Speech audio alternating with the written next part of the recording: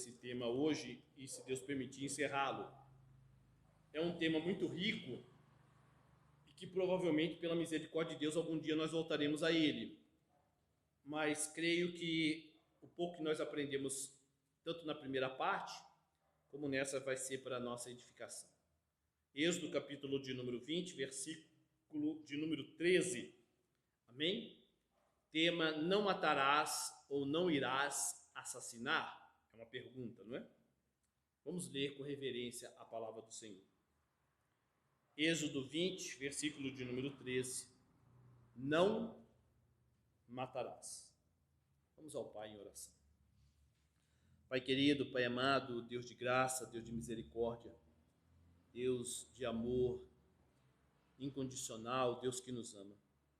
Nós louvamos, bendizemos o Teu nome e engrandecemos a Ti, porque a Tua lei, Pai, é santa, a Tua lei é maravilhosa e ela é o firme guia para que possamos, aleluia, nessa caminhada, já alcançados por graça mediante a fé, vivemos uma vida que agrade a Ti, aleluia, que exalte e glorifique o Teu nome. A Tua lei é para o nosso bem, aleluia. A Tua lei não é para transgressores, ou seja, melhor, Pai, a Tua lei é para transgressores e não para os Teus filhos. Porque para os Teus filhos a lei é boa, é santa. A Tua lei, Pai, aleluia, e os Teus mandamentos não são penosos.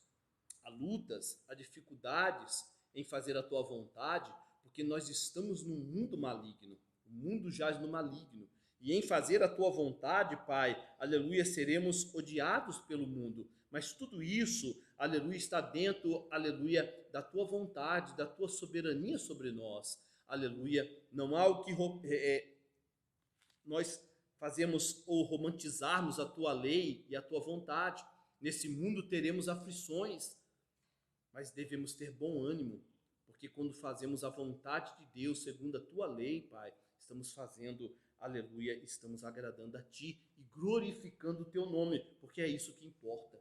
Aleluia, é isso que importa, que o Teu nome seja exaltado, glorificado entre as nações, no meio da nossa parentela, que Teu nome seja exaltado, independente das circunstâncias ou do que aquilo, aleluia, que irá acontecer conosco, para que o Teu nome seja glorificado. Aleluia. Se tivermos que morrer como Pedro morreu, para a glória de Deus, que assim seja. Ó Pai, estamos aqui entregues nas Tuas mãos, porque as Tuas mãos são maravilhosas e das Tuas mãos ninguém pode arrebatar. Que coisa maravilhosa, Pai. Entenda, ó Pai, faça-nos entender pela misericórdia do Senhor que não pertencemos a nós mesmos, que o Senhor é o nosso dono, o Senhor é o nosso Senhor, como diz a Escritura. Somos Teus servos, Teus escravos. Ó Pai, que diminua-nos e que o Senhor cresça em nossas vidas para a honra e glória do Teu santo nome. Nos guia, Senhor. Nos guia nesse ensinamento. Fala-nos conosco como tem falado nesses últimos domingos. Aleluia. Para que a gente possa compreender esse mandamento tão maravilhoso, Senhor. Aleluia. Que o Senhor colocou no decálogo. Um mandamento moral tão maravilhoso. Não matarás. Ó Senhor, que possamos, aleluia, nos alegrar, aleluia, na Tua palavra, nos regozijar na Tua presença. Enche-nos, Pai, é o que eu te peço, em nome do Senhor Jesus, do Teu Espírito. Amém e amém. Irmãos, podeis assentar em nome do Senhor Jesus. Lembrando que a gente já falou, né, sobre Êxodo 20:13, o ser humano foi feito à imagem e semelhança de Deus, está lá em Gênesis. Logo, o sexto mandamento tem como objetivo declarar que a vida humana deve ser respeitada, a vida humana deve ser protegida. Esse é o pano de fundo, como nós já vimos, para o sexto mandamento. Se nós não compreendermos isso, o sexto mandamento fica sem sentido. Amém? Então, o que o sexto mandamento está falando é, pelo contexto bíblico, o ser humano tem uma dignidade nesse sentido. A vida humana, ela tem algo de sagrado nesse sentido. Por quê? Porque o ser humano foi feito à imagem e semelhança de Deus. Logo, a vida do ser humano é muito maior do que a vida de qualquer animal ou de qualquer outra ser vivo da criação de Deus, amém? E ela deve ser protegida, guardada, amém? Logo, tirar a vida de um ser humano é pecar diretamente contra Deus, que o fez sua imagem e sua semelhança. Repetindo, tirar a vida de um ser humano é pecar diretamente contra Deus, que o fez sua imagem e a sua semelhança. Vimos também, na última pregação sobre esse tema, que a palavra hebraica usada nesse versículo, né, no mandamento em si, é a palavra hassar, que significa assassinar. Amém? Logo, a tradução correta deveria ser, né, não assassinarás, não irás matar, você não deve assassinar outra pessoa. Essa seria a tradução correta. Você vai falar assim, essa tradução aí não serve, pastor, não matarás? Serve, amém? Ela traz alguma dificuldade em relação aos ímpios, né? Aos incrédulos, que vão falar, não matarás, e logo em seguida Deus manda matar, amém? Não vou entrar mais nisso porque já é matéria dada, amém? Mas para nós cristãos, qual é o entendimento quando a gente lê não matarás? Deus está falando, não assassine o próximo, não mate, amém? O próximo, ou seja, não irás tirar a vida do seu semelhante, é isso que o testamento está falando, o mandamento está falando, não irás tirar a vida do seu semelhante, de maneira premeditada, através de violência, por motivos banais como ódio, fúria, inveja, ganância e etc.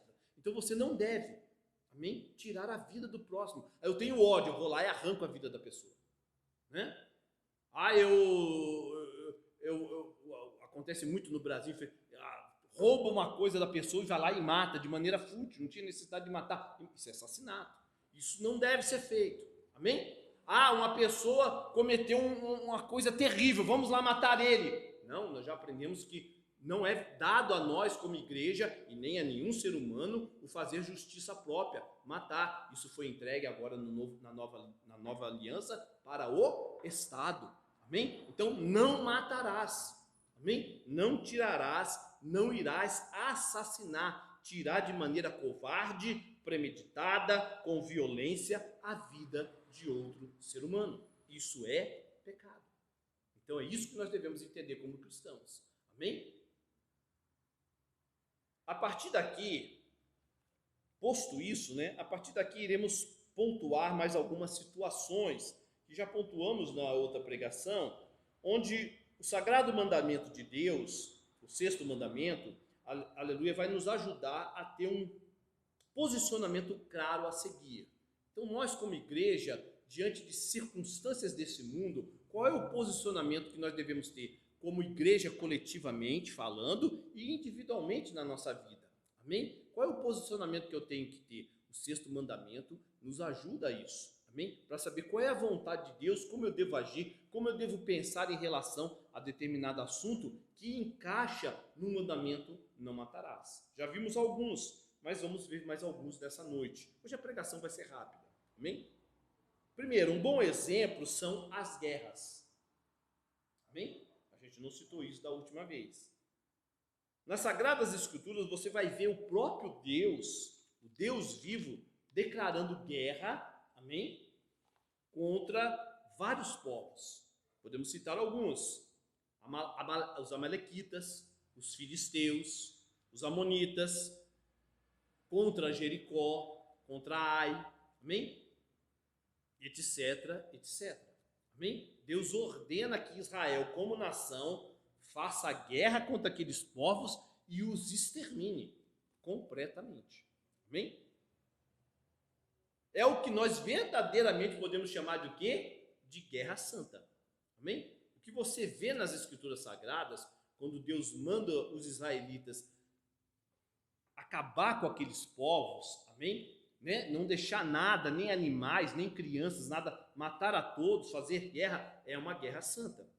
Pois vem através do mandado do próprio Deus vivo. Amém?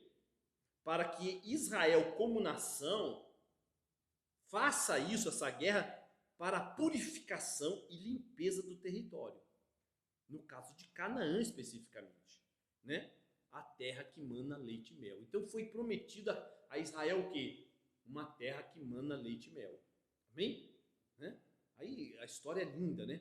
Moisés manda 12 espias, eles voltam, e somente 2 realmente são eleitos de Deus, têm a fé que vem de Deus e falam, não, nós vamos derrotar eles. Os outros todos temem. Amém?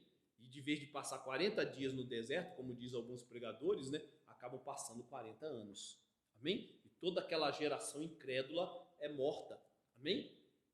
E entram os filhos, os descendentes é que vão adentrar agora em Canaã. Amém? Já não mais liderados por Moisés, mas por Josué.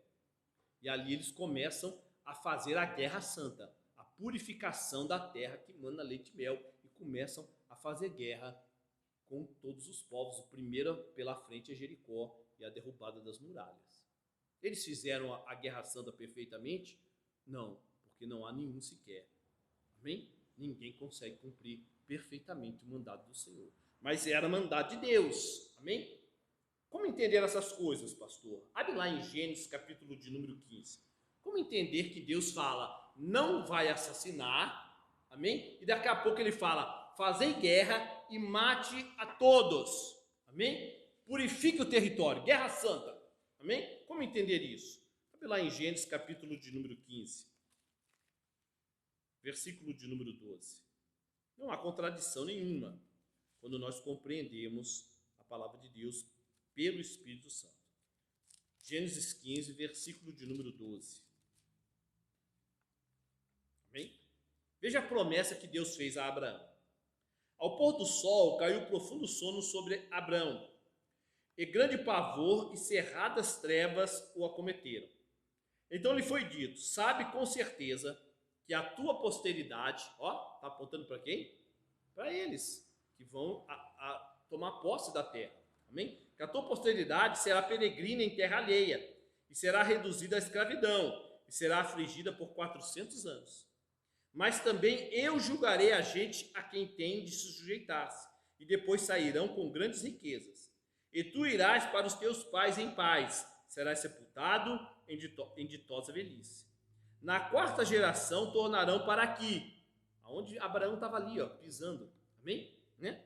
Para aqui, porque não se encheu ainda a medida da iniquidade dos amorreus.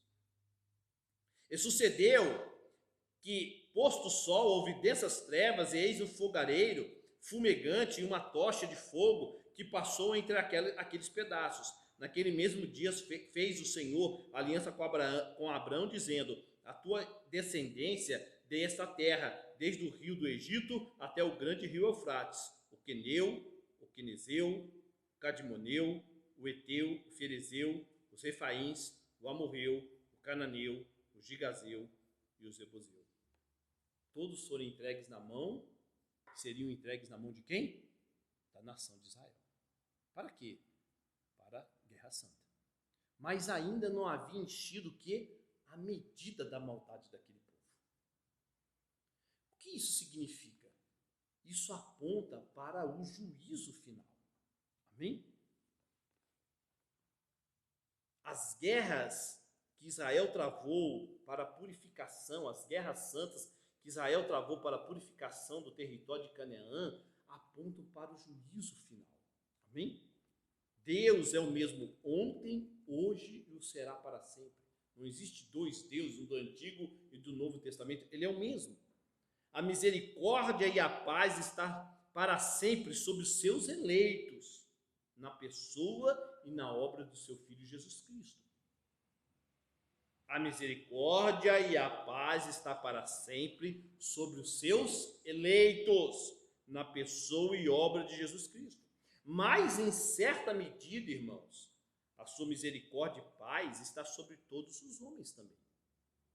Então, aqueles povos, durante 400 anos, em que, né, depois de Abraão vem Isaac, depois de Isaac vem Jacó, nascem os filhos de Jacó, as 12 tribos, eles vão para o Egito, né? José vai à frente, salva todos, por misericórdia, salva o povo de Deus, se torna governador, mas aí eles prosperam no Egito e de repente surge um novo faraó. Eles são escravizados, amém? São tornados escravos e por 400 anos estão ali dentro do Egito, amém? Na maioria da parte desse período como escravos. Deus os liberta e agora eles então vão tomar posse da Terra Santa. Aleluia! Que história linda e maravilhosa. Mas durante esses 400 anos aqui, Deus abençoou aqueles povos que estavam ali. Teve misericórdia. Eles eram maus, eles eram perversos. Amém? Os cananeus, os amorreus, os jebuseus, mas não faltou chuva, não faltou sol. Talvez muitos deles foram para o Egito na época de José comprar mantimentos para sobreviver. Quem sabe? A Bíblia não relata, mas muitos daqueles povos daquela região foram para o Egito, porque sabiam que os egípcios tinham mantimento para manter durante a seca. Então Deus teve misericórdia de todos eles, porque ainda não se encheu a medida da ira de Deus, do pecado deles. A paciência, Deus ainda estava com paciência, se é que podemos dizer assim. Vamos abrir um texto que diz isso, Mateus capítulo de número 5, versículo 45.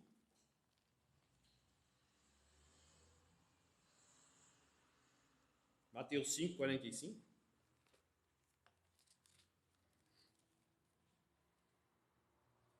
Jesus fala: para que vos torneis filhos do vosso Pai Celeste, porque Ele faz nascer o sol sobre maus e bons, e vir chuva sobre justos e injustos. Amém? Por isso que Jesus fala: ame o seu irmão, ame o seu inimigo, porque Deus, em certa medida, ama e tem misericórdia de todos. Amém? Tem misericórdia de todos. Mas haverá, com certeza, irmão, um dia em que essa paz e misericórdia de Deus irá acabar, não com os eleitos, mas para com os que não são. A sua ira santa será conhecida de todos aqueles que negaram a Jesus Cristo, seu Filho. Amém? Haverá um dia em que essa misericórdia de Deus irá acabar, e sua ira santa será conhecida de todos aqueles que negaram a Jesus Cristo, seu Filho. João 3, 36.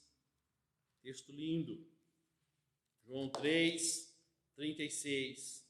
Por isso, quem crê no Filho tem o quê? A vida eterna. O que, todavia, se mantém rebelde contra o Filho, não verá a vida, mas sobre ele permanece a ira de Deus. Então, irmãos, como compreender isso, né? A ira de Deus não está completamente sobre a humanidade. Não, você vê assim, um desastre, uma catástrofe, um terremoto, você fala, é a ira de Deus. É, mas não é a plenitude da ira. Você olha para um país como o Brasil, amém? Está amaldiçoado, nós estamos debaixo dele. Que isso, pastor? Aqui não tem terremoto, aqui é um país abençoado. Promiscuidade, homossexualismo, mentira, adultério, amor, amam mais animais do que pessoas. Esse país está debaixo da ira de Deus, mas não na plenitude da ira. Amém? Porque ainda não se encheu a totalidade do pecado deles. Amém? Mas a ira de Deus já permanece, já está sobre todo aquele que se mantém rebelde contra o Filho. Malaquias, capítulo de número 4. Profeta Malaquias, capítulo de número 4, versículo de número 1. Pois eis que vem o dia, e arde como fornalha. Todos os soberbos e todos os que cometeram perversidade serão como restolho. O dia que vem os abrasará, diz o Senhor dos Exércitos, de sorte que não lhes restará nem raiz, nem ramo. Mas para vós outros, que temeis o meu nome, nascerá o sol da justiça, trazendo salvação nas suas asas. Saireis e saltareis como bezerros soltos da estrebaria. Que coisa linda, irmãos, é o nosso Deus. Preste atenção. Nenhuma nação, você pode falar assim, mas alguém então pode falar que está fazendo guerra santa. Preste atenção.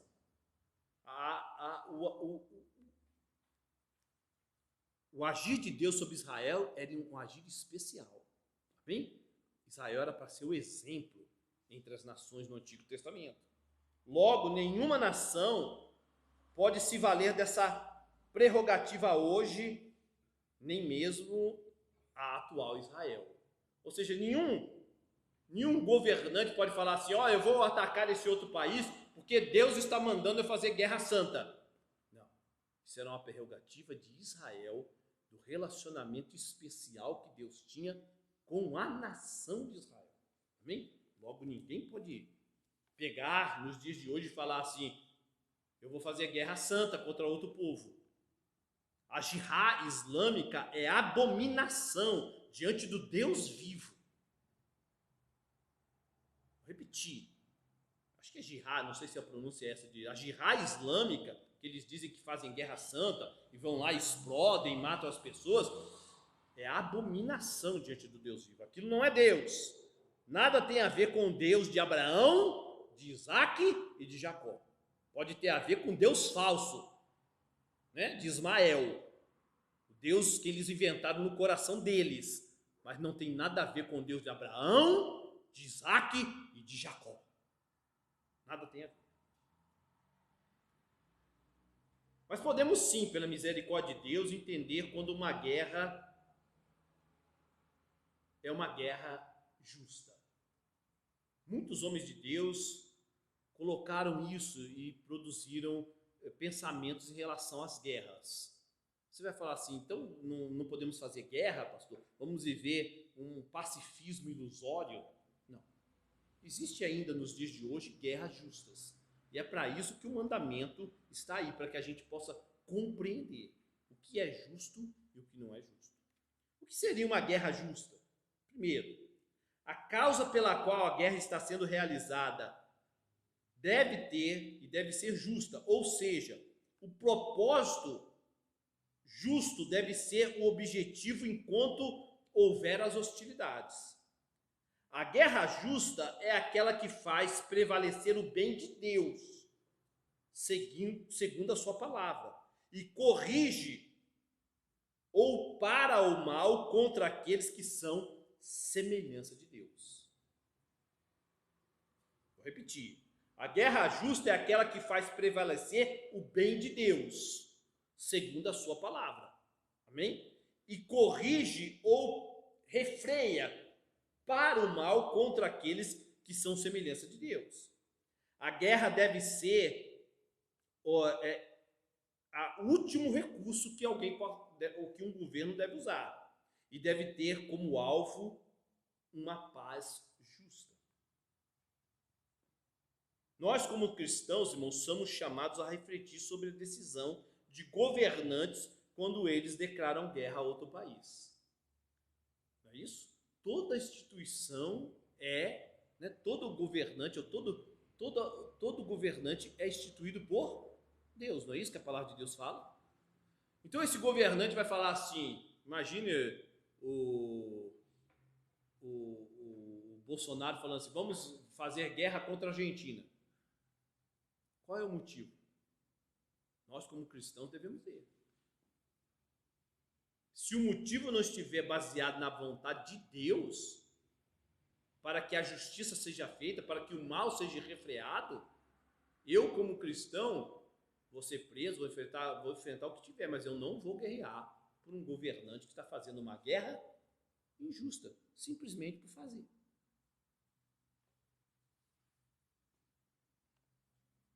Quer ver um exemplo de guerra justa? A Segunda Guerra Mundial. Por quê? Porque os nazistas estavam matando pessoas deliberadamente, simplesmente porque se achavam superiores à famosa raça ariana. Estavam matando judeus, homossexuais, simplesmente por matar. Eles estavam o quê? Quebrando o mandamento. Fazendo guerra e quebrando o sexto mandamento. Estavam matando de maneira violenta aqueles que são a imagem, foram feitos à imagem e semelhança de Deus.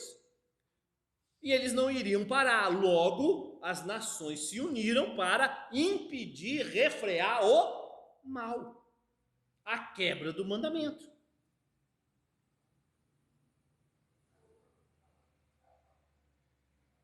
Outro exemplo de guerra justa foi a guerra da Bósnia e Herzegovina.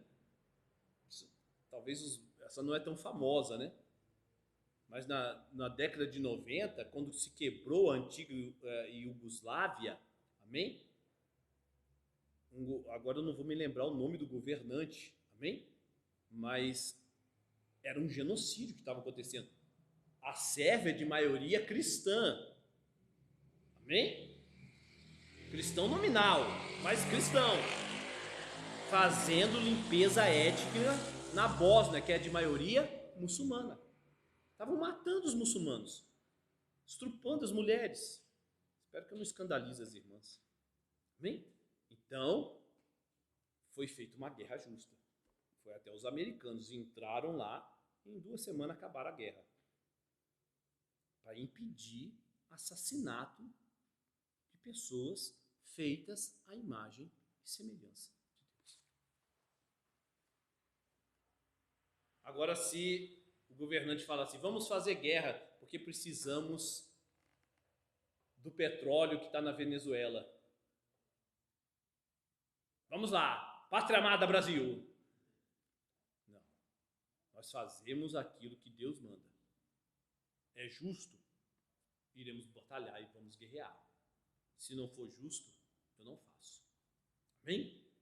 Outro exemplo, onde o 6º mandamento pode nos ajudar, é a questão do suicídio. Amém?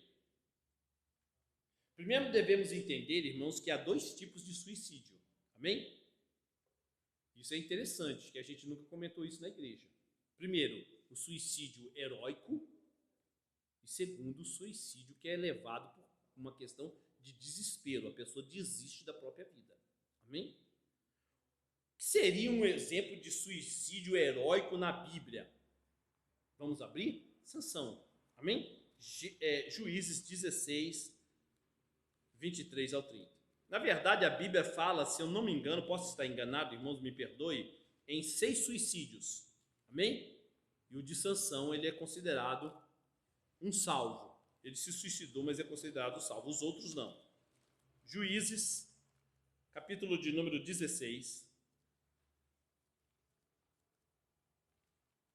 Juízes 16, versículo de número 23. Sansão aqui estava preso pelos filisteus, né? Então os príncipes dos filisteus se ajuntaram para oferecer grande sacrifício ao seu Deus Dágon. E para se alegrarem diziam, nosso Deus nos entregou nas mãos a Sansão, nosso inimigo. Vendo o povo, louvavam ao seu Deus, porque diziam, nosso Deus nos entregou nas mãos o nosso inimigo, e o que destruía a nossa terra, e o que multiplicava os nossos mortos. Alegrando-se-lhes o coração, disseram, mandai vir Sansão, para que nos divirta. Trouxeram Sansão do cárcere, o qual os divertia, quando fizeram estar em pé entre as colunas. Disse Sansão ao moço que o tinha pela mão. Sansão estava cego, né? Deixe-me, para que apalpe as colunas em que me sustém a casa, para que me encoste a elas. Ora, a casa estava cheia de homens e mulheres. E também ali estavam todos os príncipes dos filisteus, e sobre o teto havia 3.000 homens e mulheres que olhavam enquanto Sansão os divertia. Sansão clamou ao Senhor e disse, Senhor Deus, peço-te que lembres de mim e dá-me força só esta vez, ó Deus, para que me vingue dos filisteus, ao menos por um dos meus olhos.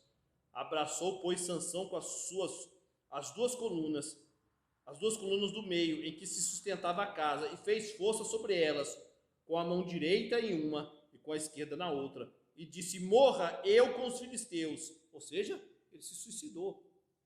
Eu vou morrer. Amém? E inclinou-se com força, e a casa caiu sobre os príncipes, e sobre todo o povo que nela estava, e foram mais os que matou na sua morte, do que os que mataram na sua vida. Amém? Esse é um exemplo de suicídio heróico na Bíblia. Você vai falar, Sansão está salvo? Sim, ele está na galeria dos heróis da fé. Como? Por graça. Unicamente porque se tem um exemplo a não ser seguido, é o exemplo de Sansão. Pecou muito contra Deus. Mas ele tipificou a Cristo. A história de Sansão, se vocês não lerem, podem ler. Quando ele pega a porta da cidade, coloca nos ombros e carrega, está tipificando a Cristo, que carregou sobre si os nossos pecados. E ele se suicidou de maneira heróica, glorificou a Deus na sua morte, matando o quê? Juízo, os inimigos do povo de Deus.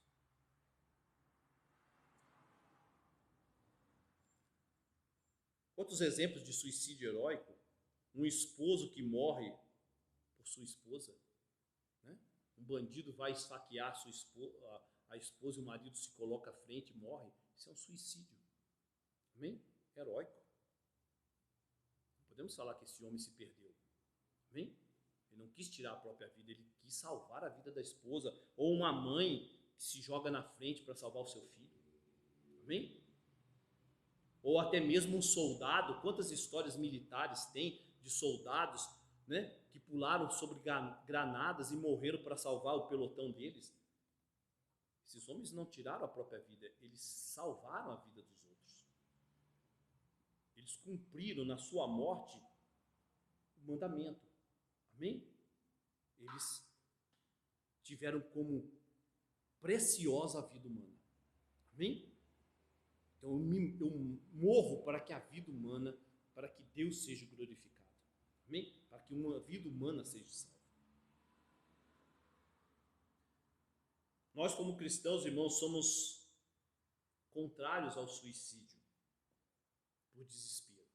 Porque, da mesma forma que no mandamento é usada a palavra raçar, assassinato, quando se fala em suicídio lá no Antigo Testamento, em pessoas que se suicidam, a mesma palavra é utilizada. Logo, um suicida é alguém, é um assassino.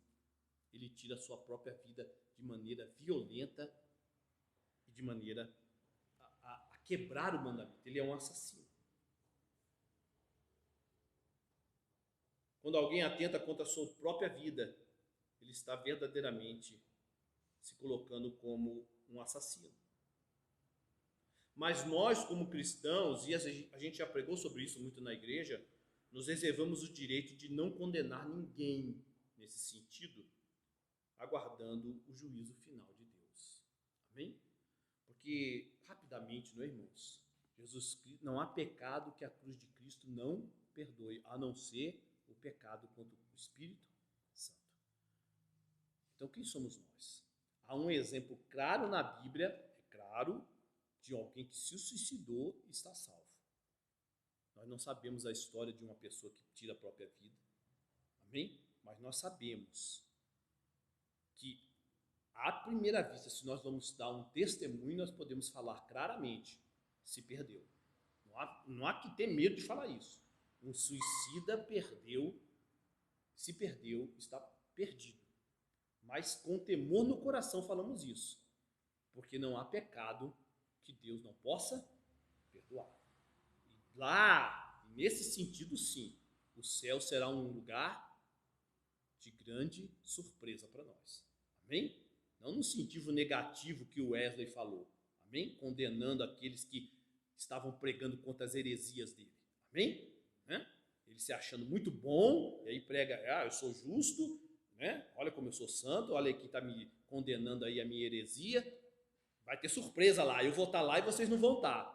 Né? É isso que ele quis dizer com a mensagem. Mas no sentido bom, é isso mesmo. Pessoas que a gente falou: não é possível que essa pessoa estivesse aqui. Mas a graça de Deus fala: para Deus é possível. Então o céu será um lugar de surpresa. Aleluia! Graças a Deus por isso. Outro ponto onde o sexto mandamento pode ajudar é no caso da eutanásia. Amém? Como no caso do suicídio, há também vários tipos de eutanásia. Primeiro, seria o cuidado paliativo que alivia o sofrimento. Porque o que seria a eutanásia, né? É tirar a vida de alguém que está sofrendo muito, com uma dor muito forte, angustiante, sem qualquer expectativa de cura. Amém? Isso seria eutanásia. Então, há o primeiro tipo, que seria basicamente essa: um cuidado paliativo que alivia o sofrimento da pessoa. A obstinação terapêutica que atropela a dignidade da pessoa, mantendo ela viva contra todos os prognósticos. Amém? E a terceira, a eutanásia ativa, que afirma a vontade pessoal de alguém de tirar a vida. Então, são 3 tipos. Amém? O ponto importante para nós não é os tipos de eutanásia. O ponto para nós cristãos em relação à eutanásia, é a seguinte: eu, ao praticá-la, ou eu, ao ver ela sendo praticada, devo me atentar ao seguinte: houve um assassinato ou apenas foi permitido que o processo de morte corresse em seu processo natural? Vou repetir. Não sei se os irmãos estão acompanhando. Amém? Quando eu for praticar a eutanásia, se Deus me colocar numa situação dessa, amém? Ou então, quando eu ver alguém praticando, como é que eu devo julgar isso? Eu devo observar o seguinte: houve um assassinato, segundo o mandamento que nós estamos aprendendo? Houve a quebra do 6º mandamento? Amém? Ou apenas foi permitido que o processo da morte ocorresse o seu percurso natural? Ou seja, uma pessoa está com câncer terminal, amém? Mas ela consegue falar com seus familiares, interagir, dar amor e receber amor, amém? Mas aí vem um médico e fala assim: é melhor abreviar isso aí, quiser eu aplico uma injeção, a gente mata ela. Isso é pecado. Aquela pessoa ainda dá amor, recebe amor, amém? Dos seus familiares. Agora, uma pessoa que já não está em estado vegetativo, o cérebro já não há mais o que voltar. E a família continua ali: não, deixa os aparelhos ligados. Isso também é um tipo de pecado. E o desligar os aparelhos, nesse caso, não é pecado. É simplesmente dar permissão para que o curso da morte possa chegar. Então a gente deve analisar isso com temor e tremor. Em outras palavras, irmãos, nunca se deve tirar a vida de alguém que pode amar e ser amado. De alguém que, mesmo enfermo e à beira da morte, pode desfrutar da presença dos seus familiares e de ter conforto neles e em Deus que os fez à sua imagem e semelhança. Amém? É isso que nós devemos atribuir. Se a pessoa pode, ela deve continuar viva. Mas a pessoa está sofrendo demais, mas ela tem consciência? Ela ouve as pessoas falando com ela? Se nós aceitarmos esse tipo de eutanásia, nós estamos pecando. Ela não tem direito de tirar a própria vida, mesmo debaixo de grande dor.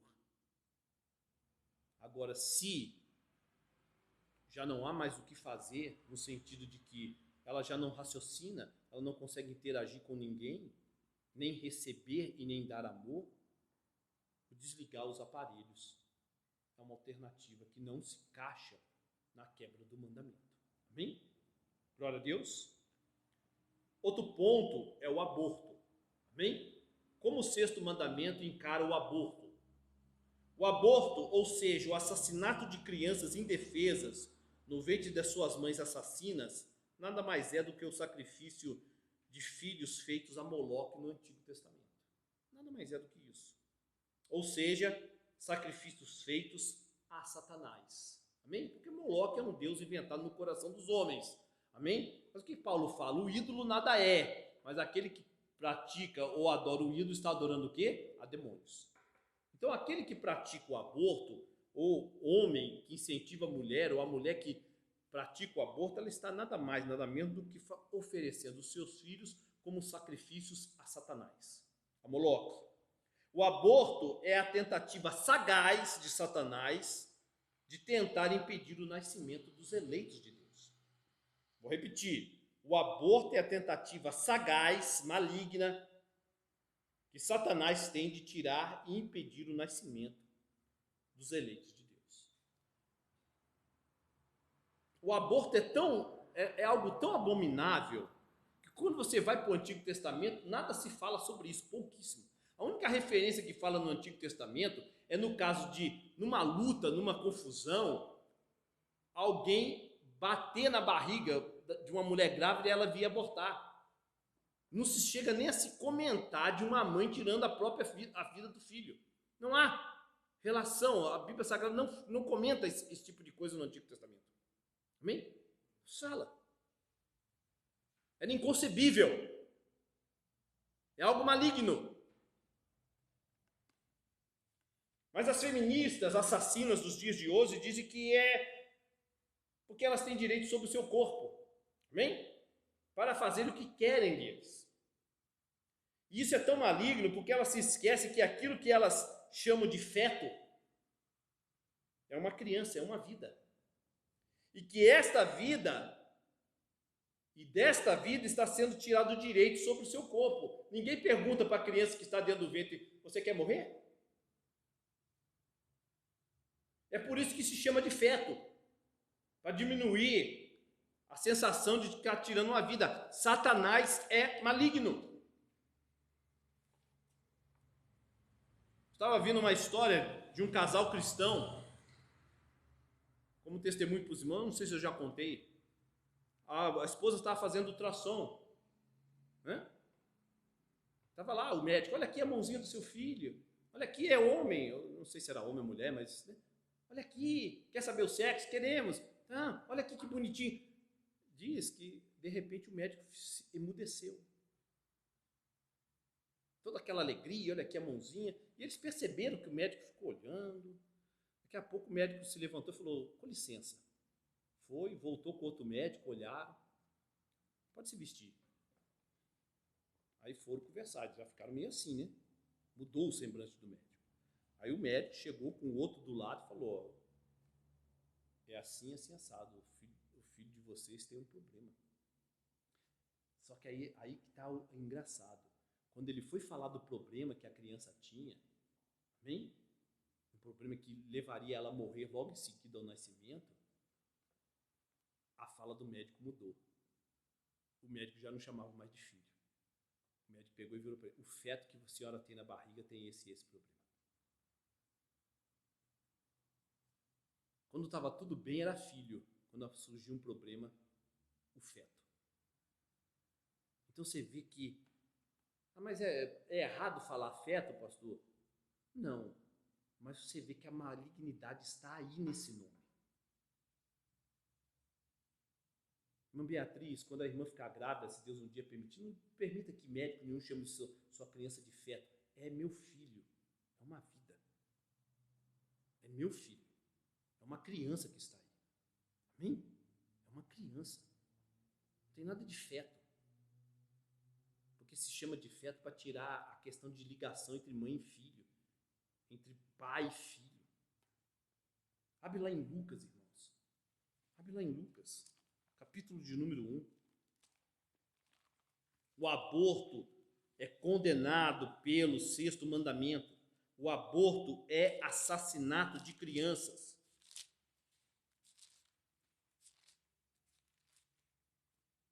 Lucas, capítulo de número 1, versículo de número 38.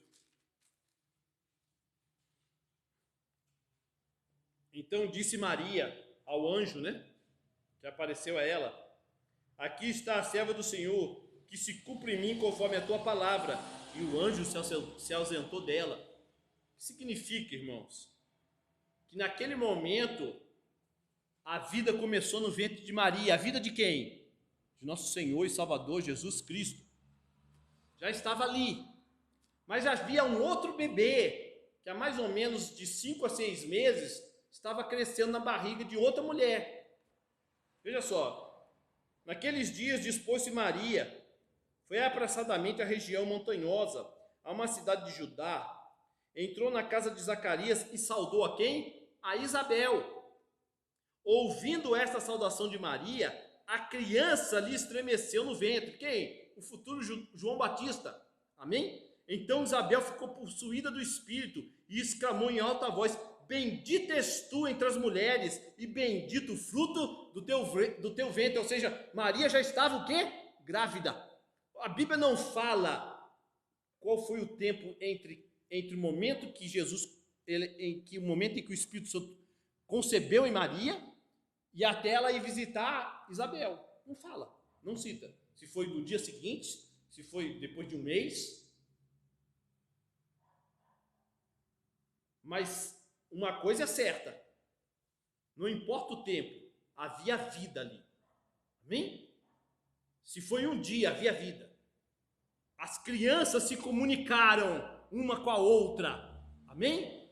Não era um ajuntamento de células. Amém? Não era um feto ainda em formação. Era uma vida, uma criança. Amém? Quando as células começam a multiplicar, há vida. Amém? E de onde me provém que me venha visitar a mãe do meu Senhor? Pois logo que me chegou aos ouvidos a voz da tua saudação, a criança estremeceu de alegria dentro de mim.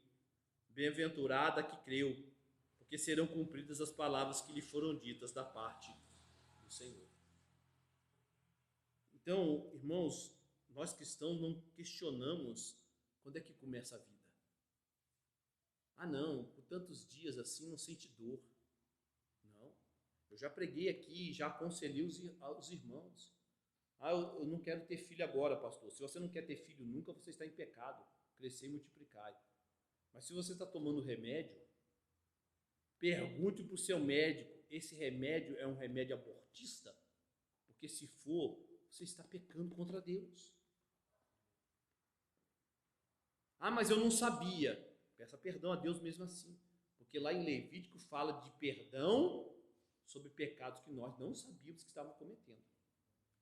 Se sabe agora, mude e peça perdão a Deus.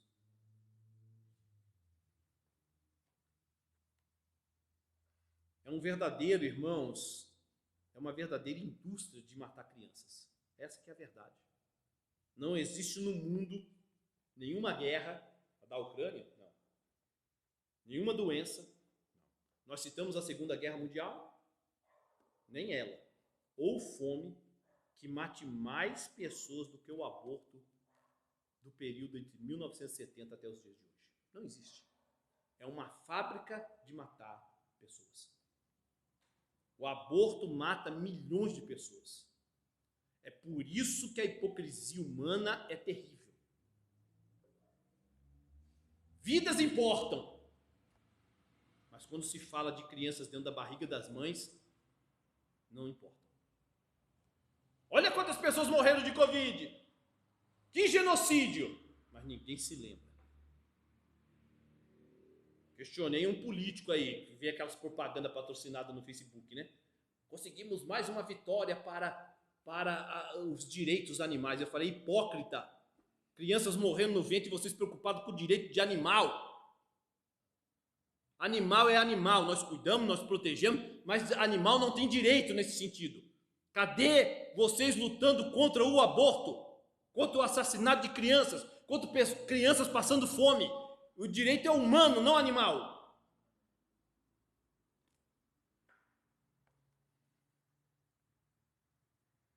Vamos terminar. Qual é a relação do nosso Senhor Jesus Cristo com o sexto mandamento? Alguém vai falar assim, Jesus aboliu a lei, né?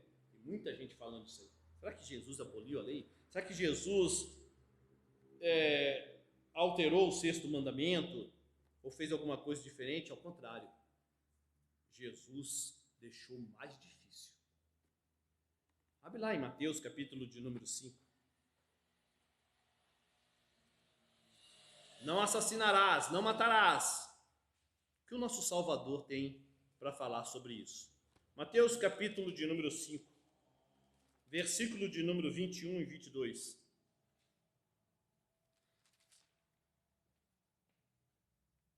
Jesus fala assim: ouvistes o que foi dito aos antigos? Não matarás.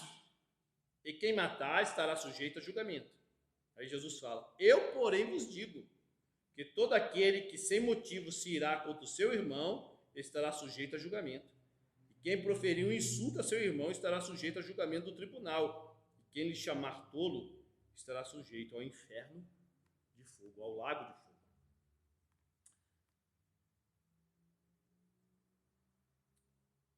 Você vai falar assim, qual a diferença, né? Porque quem citou os 10 mandamentos não foi Moisés?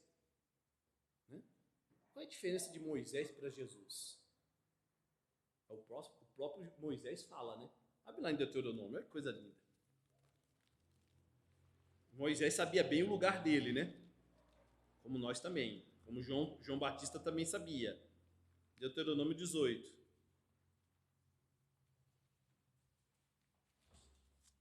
Deuteronômio 18. Versículo de número 15.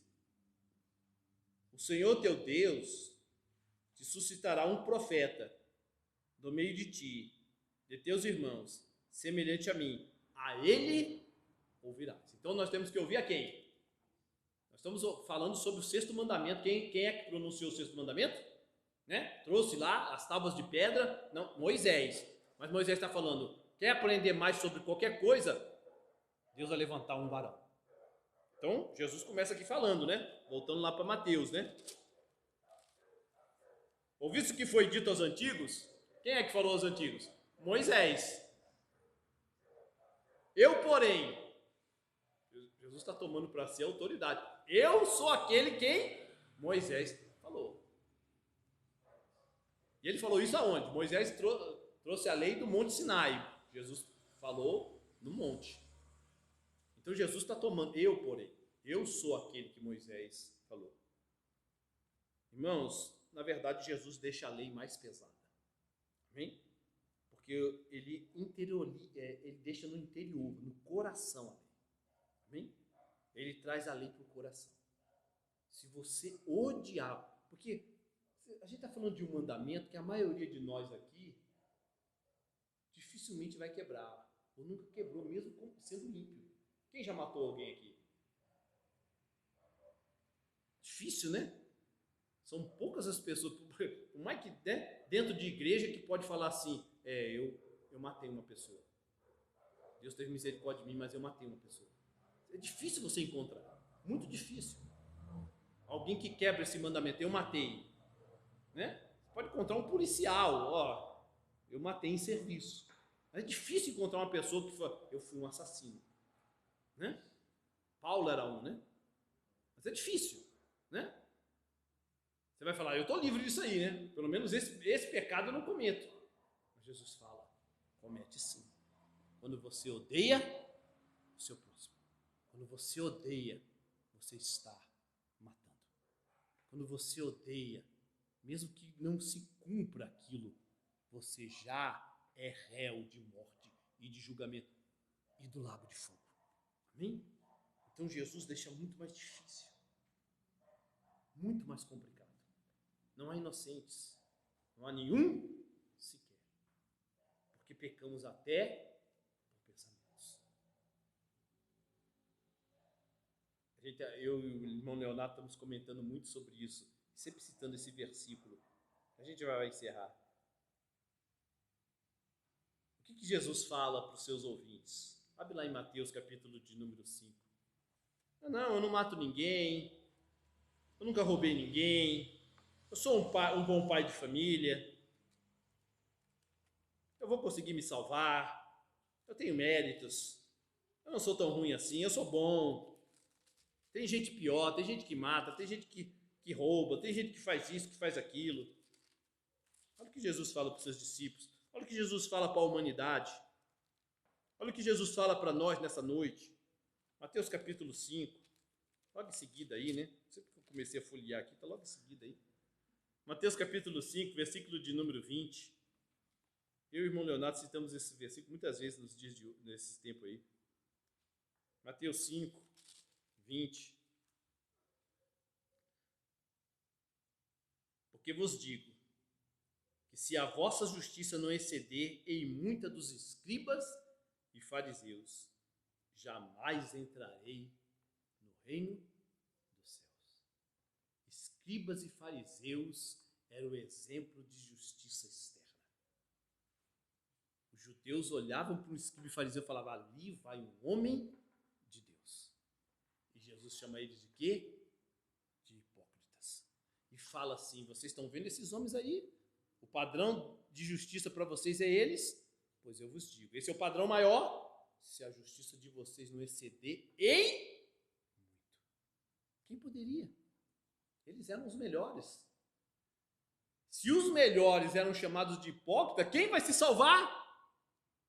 Se os melhores foi derramado maldição, ai de vós, escribas e fariseus hipócritas, quem pode se salvar? Somente aquele que se guarda e se resguarda na justiça do único que foi perfeito, Jesus Cristo, nosso Senhor. Aleluia! Só há salvação na fé em Cristo Jesus. Só há salvação na obra e na pessoa de Jesus Cristo, nosso Senhor. Se você não crê em Jesus Cristo, não haverá salvação. A sua justiça não basta. Amém? O não matar alguém não basta. O não roubar alguém não basta, porque você peca até por pensamento. Porque você é falho, porque você já nasceu pecador. Que Deus tenha misericórdia de nós. Que Deus não faça como fez com Caim, um assassino. Amém? E fale para nós, podemos com a nossa força conseguir vencer o nosso pecado. Mas que Deus fale conosco com benignidade e fale: filho, vem a mim, porque eu perdoo os vossos pecados e purifico você de toda injustiça. Que isso seja, aleluia, o nosso galardão. Aleluia, Deus falando conosco e nos declarando inocentes. Aleluia, para a honra e glória dele. Aleluia, porque bem-aventurado é o homem a quem Deus não imputa pecado. Graças a Jesus, graças ao nosso Rei e Salvador, que isso possa estar em nossos corações nessa noite, irmãos. Coloque-se de pé, vamos orar. Aleluia.